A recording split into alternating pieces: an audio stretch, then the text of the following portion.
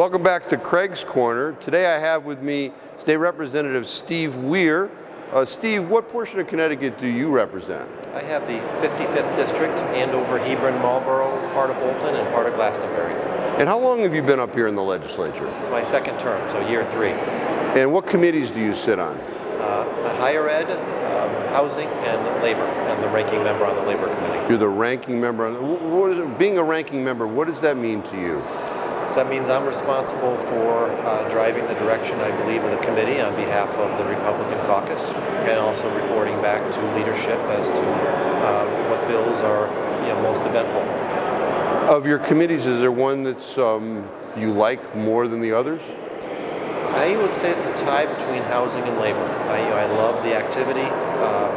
Probably labor because I think I have an opportunity to drive a little bit more of the agenda, but housing and labor, there's a lot of important, sometimes contentious issues. I really enjoy mixing it up and talking about these issues that are important to Connecticut. Is there a particular bill that you're interested in seeing getting to the finish line this session?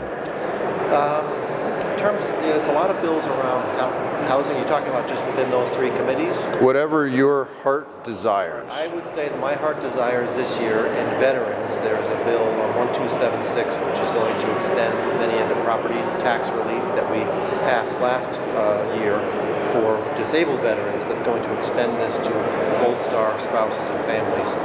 The goal is for a service member who was permanently disabled, they're going to receive that exemption, but somebody who actually died in the line of duty doesn't get that same exemption for their family. So it's a much smaller number, but it's a very important thing for me to see. I'd like to see that get done. Well, I'm glad that you're informing the viewers as to this very important bill. I hear that you're a helicopter pilot.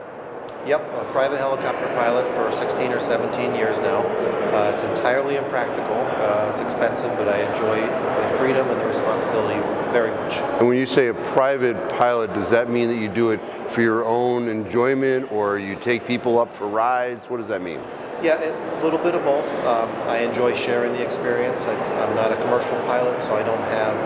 I'm not charging a fee to go for rides. It's more friends, people of interest. I flew a rescue mission, relief mission down in North Carolina with the floods this past year.